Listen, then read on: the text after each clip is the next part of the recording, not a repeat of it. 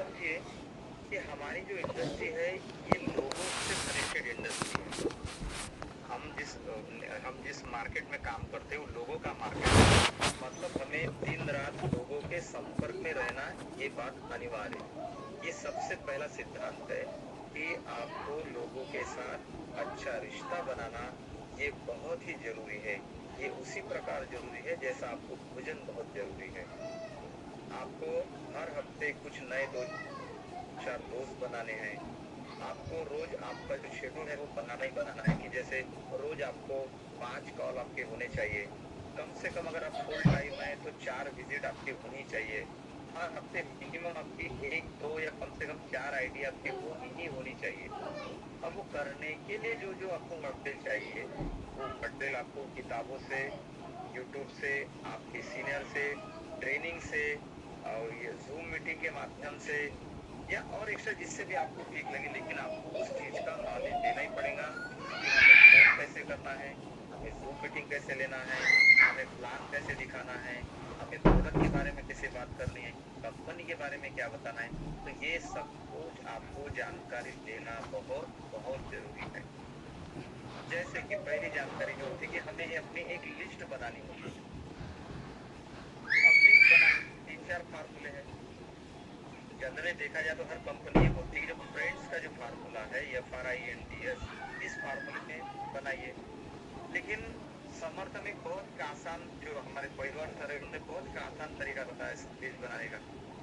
कि 3 प्रकार की लिस्ट बनाए, ABC, जिसमें से A प्रकार के वो लोग हैं जो आपसे उम्र, पद, पैसा, नाम, चैरिटी सभी में बड़े हैं। B जो आपके बराबरी के है, मतलब आपके इतना उनका इनकम है, आपके हम उम्र है, आपके बराबर उनका चरित्र है, जो भी चीजें है तो। और C जो आपके नीचे में है, मतलब उनका इनकम भी कम है, उनका चैरिटी भी कम है, उनकी ये चीजें भी कम है, बाकी सराउंडिंग भी इतना ज्यादा कम है। तो इन सभी लोगों से अब आपको मिलना है। तो जैसे उसमें बताया जाता है कि पहले आप 1 किलोमीटर से 30 किलोमीटर के लोगों से मिलिए। नेटवर्किंग में कहा जाता है कि भाई आप पहले जो है, अगर आप नए नए ज्वाइन हुए हैं, आपका बिजनेस अभी शुरू होने में टाइम है, तो आप पहला 1 किलोमीटर से 30 किलोमीटर के व्यक्ति से मिलिए। उसके बाद में कुछ क्राइटेरिया रखा हुआ है कि भाई जैसा जिनकी उम्र 25 से 50 के बीच में, पहले उन लोगों से मिलिए। तीसरा ये रखा है कि जिनकी आमदनी जो है 30,000 से लेकर 1 लाख के बीच में है, उन लोगों को पहला मिलिए। ये 3 पैरामीटर जो है, मतलब हमारी जो लिस्ट बन जाती है, उस लिस्ट में अगर आपको पहले किससे मिलना है तो उसका जो पैरामीटर है वो पैरामीटर ये है कि एक तो उम्र देखिए कि उनकी 25 से 50 के बीच में हो। दूसरा पैरामीटर उनका इनकम कम से कम 30,000 से लेकर 1 लाख के बीच में हो। तो कुछ सपने होंगे। तो ये उसका एक लिस्ट का एक मॉडिफाइड है। दूसरी बात, इन लोगों को मिलने के पहले, किसी को फोन करने के पहले, किसी के घर जाने के पहले, किसी को प्रोडक्ट सेल करने के पहले उसके बारे में कुछ जो मूलभूत जानकारी है वो आपके पास होना जरूरी है। जैसे कि आदमी है या लेडीज है या जेंट्स है, उसके फैमिली में कौन है, उनके घर पे इनकम सोर्स क्या है, उन्हें किस प्रकार की तकलीफें है, या फिर वहां जाकर भी आप पता कर सकते हैं। लेकिन इनकम सोर्स का आप पता लगाइए। जैसे एक एग्जांपल मैं आपको, जैसे आप किसी के यहाँ पर गए, लेकिन पता चला कि उसके घर में पैसे देने वाला उसका बड़ा बेटा है। आप प्रोडक्ट लेकर गए, लेकिन वहां पर उसने प्रोडक्ट नहीं लिया, उसने आपका सब सुन लिया कि नहीं भी आपका प्रोडक्ट बहुत अच्छा है और आपकी कंपनी बहुत अच्छी है, लेकिन क्या है ना कि जो हमारे घर में इनकम का जो मैटर है ये हमारा बड़ा लड़का है, मतलब आप जाके आप खाली हाथ आ गए हैं। तो इससे ये होता है कि आप ज्यादातर खाली हाथ ना आए। इसके लिए जाने से पहले थोड़ा सा उसके बारे में आप जानकारी जरूर निकाल लें। जानकारी निकालने के बाद में ही आप उनके घर पर विजिट दीजिए या फोन कॉल, जो भी आपकी एक्टिविटी है आपका घर में आपका एक टारगेट बराबर लगाइए कि मुझे कल क्या करना है, किससे मिलना है, कब मिलना है और किस तरीके से मिलना है। उसके लिए मुझे किसी सीनियर का सपोर्ट चाहिए क्या, वो सीनियर का सपोर्ट मुझे मिल सकता है। मुझे वहां जाकर क्या बात करनी है, किस तरह की बात करनी है। तो इन सभी सवालों का जवाब जानने से पहले, फोन करने से पहले आप आपके पास तैयार रखिए। इससे होगा ये कि अगर आप 10 लोगों से मिलेंगे तो मिनिमम आपको 5 से ज्वाइनिंग या सेल आपको आराम से मिल जाएगा।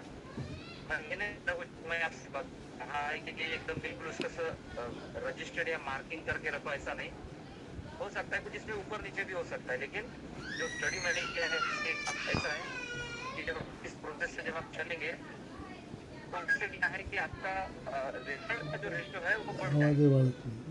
और हम लोग दिन रात जो करता है काय की तरह कि हमें आए या हमारा टीम बढ़े, इसके लिए हम रोज प्रयास करते हैं। तो इस प्रोसेस से करेंगे तो क्या है, हमारा रिजल्ट भी बढ़ेगा, हमारा सेल भी बढ़ेगा और हमारी टीम भी बढ़ेगी। दूसरी बात, जब हम किसी के घर जाते हैं तो वहां पर कुछ चीजें हैं जिसे हमें ध्यान रखना है।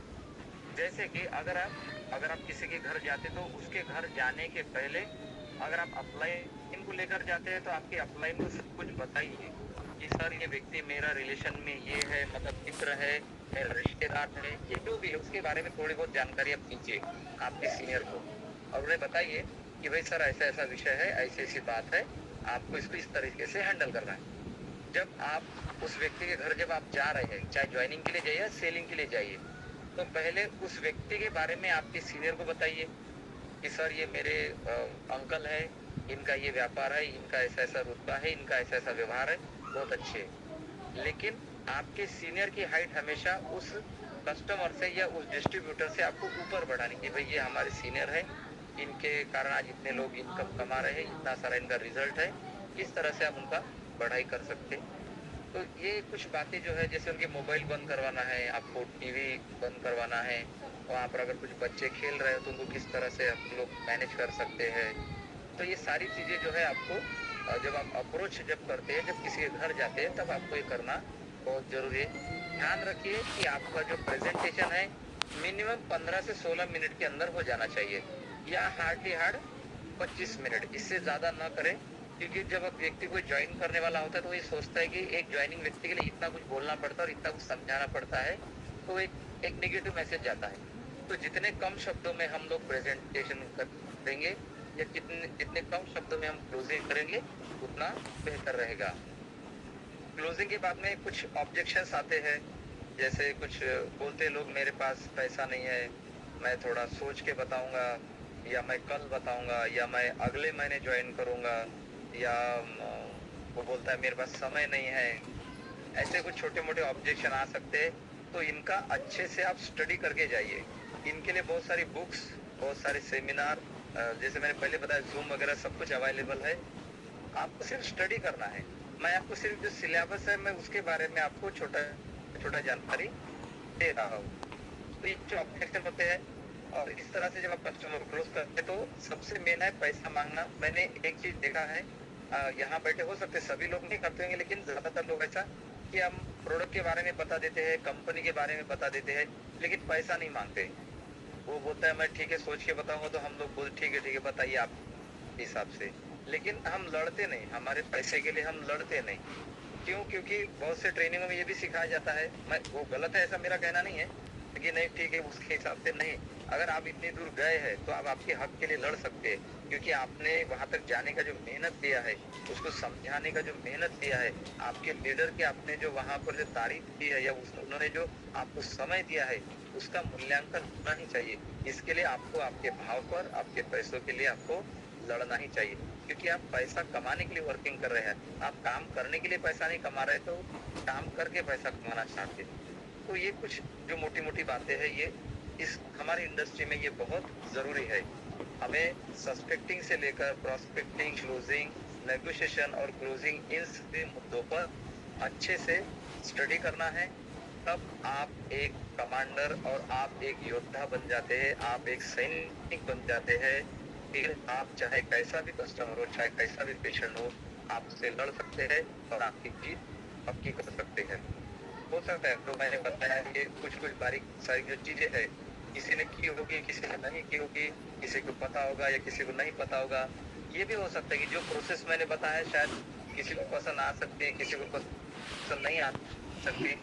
जनरली हमारे समर्थ में एक बहुत अच्छी चीज है कि हमें इतनी सारी चीजों का स्टडी न करते हुए हम डायरेक्ट प्रोडक्ट पे भी ज्वाइन करते हैं।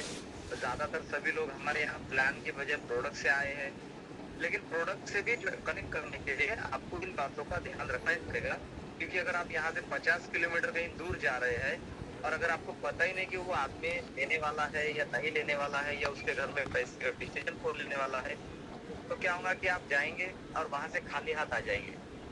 क्योंकि बहुत से नेटवर्कर इस इंडस्ट्री को इसी कारण छोड़ देते हैं कि वो उसके बारे में स्टडी नहीं करते कि हम जिसके यहाँ जा रहे हैं वो कौन है, क्या है, उसकी आर्थिक स्थिति क्या है। मैं ये नहीं कहता कि जो आप सोचेंगे वैसा ही होगा, कभी कभी कुछ कुछ अंदाजा गलत भी हो सकता है, लेकिन ज्यादातर सभी बातों को ध्यान में रखकर और अपने पूरे नॉलेज को यूज करके ही आप वहां जाए, ताकि आप एक ही बार में जाए और एक ही बार में पैसा आपके पास में आए, आपका एक ही बार में आपका सेलिंग हो। नहीं तो मैंने बहुत सारे लोग ऐसे देखे कि फॉलोअप पर ज्यादा भरोसा करते हैं, मतलब आज मिलने जाएंगे, फिर प्रोडक्ट देंगे, फिर उसके बाद में उसका फॉलोअप करेंगे कि भाई आप ज्वाइन हो जाइए या ये प्रोडक्ट ले लीजिए है। या कुछ लोग ये बोलते कि नहीं नहीं मैं मेरे डॉक्टर से पूछूंगा या मेरी और कहीं दवाई का चालू, ऐसे बहुत सारी चीजें उसमें बीच में फिर अड़थड़े आते रहते। तो उसके बजाय मेरा ये मानना है कि अगर आप अच्छे से स्टडी करेंगे और उसका बराबर पालन करेंगे तो एमएलएम इंडस्ट्री, सेलिंग इंडस्ट्री आपको माला माल बनाएगी। क्योंकि पुरातन समय में ऐसा हुआ करता था कि बहुत से राक्षस लोग देवी देवताओं की आराधना करते थे, कई साल करते थे, हजारों साल करते थे, एक पैर पर खड़े होकर करते थे। तब ब्रह्मा जी आकर बोलते थे कि बता तुझे क्या चाहिए, तो वो जो भी मांगते थे उसको तथास्तु बोलते थे। आज हमारा समर्थ सक्सेस भी वही है, और आपको सिर्फ ये तपस्या करनी है। जिस दिन वो खुश हो जाएगा आपकी जिंदगी माला माल हो जाएगी, आपकी सारी जरूरतें भी पूरी हो जाएगी और आपके सपने भी पूरे हो जाएंगे। इस बात का 100% नहीं तो 1000% मैं आपको गारंटी देता हूँ, क्योंकि यहाँ पर लोगों को, रोते हुए लोगों को मैंने हंसते हुए देखा है, रेंगते हुए लोगों को मैंने चलते हुए देखा है, जिनके चेहरे पर मायूसी के, इनके चेहरे पर आनंद की वो छवि मैंने देखी है। इसलिए मुझे मेरा पूरा विश्वास है इस सक्सेस ही वो रास्ता है जो आपके हर जरूरत को पूरा कर सकता है, आपके हर ख्वाब को पूरा कर सकता है, आपके हर सपने को पूरा कर सकता है। ये आपको स्वावलंबी बनाने, स्वावलंबी तो बनाता ही बनाता है, लेकिन आपको एक मजबूत लीडर भी बनाता है। और जब आप एक लीडर बन जाते हो तो आपके हाथों में कई लोगों की जिंदगी सुधारने का एक मौका, एक कई लोगों की जिंदगी बनाने का एक हुनर ऊपर वाला आपको देता है। क्योंकि जब आप लीडर बन जाते हो तो आप एक ब्रिज बनते हो, ब्रिज मतलब एक पुल बन जाते हो, जहाँ पर लोग अपने रफ्तार से उसके ऊपर चल के अपनी जिंदगी को संवारते हैं। और जब कभी भी ऊपर वाले के दरबार में जब कभी आपकी हाजिरी होगी तो सभी लोग सैल्यूट से ये जरूर कहेंगे, नहीं नहीं इस व्यक्ति ने वो काम किया है शायद दुनिया का दूसरा इंसान नहीं करता। क्योंकि जब आप एक महान लीडर जब आप बन जाते हो, जब एक आपका व्यक्तित्व जब आपके कद काठी से जब बड़ा हो जाता है, जब आपके परिवेश से आपका सपना जब बड़ा हो जाता है, तो आपके आने और जाने के बीच में बहुत सारा एक समय, एक समाज का परिवर्तन हो जाता है। अगर हम लोग ये देखेंगे, अगर हम लोग हमारा इतिहास उठाकर देखेंगे, तो वो इंसान जिसके पास में एक भी हथियार नहीं था, उसने हमारे भारत जैसे देश को आजादी दिलाई। एक वो इंसान जिसके पास में कलम और ज्ञान की ताकत थी, तो उसने एक अस्पृश्य समाज को पूरे समाज के अंदर लाकर बिठा दिया, जिसे आज लोग बाबा साहेब के नाम से जानते हैं। कभी न कभी उसी न्यूज़पेपर वाले ने सोचा होगा कि हमें भी भविष्य में एक ऐसा इंसान, ऐसा एक भारत बनाना है जो दुनिया का सबसे शक्तिशाली देश हो। उसके एक विचार ने उसे एक महान इंसान बनाया, एपीजे अब्दुल कलाम साहब। ऐसे कईयों इतिहास में बहुत सारे उदाहरण हम लोग देख सकते हैं। आप सब लोग भी वहां तक पहुंच सकते हैं। ऐसा नहीं है कि ईश्वर ने आपको समय और बुद्धि के टैलेंट कम दिया है, ऐसा कभी नहीं हुआ है। क्योंकि अगर यदि हम सब वहाँ उसके ही अंग्रेजी बच्चे हैं, उसने कभी भी, उसने कभी भी, हाँ हर्षा मैडम कुछ कहना चाहते हैं आप? आपने हैंड रेस किया है। नहीं सर नहीं।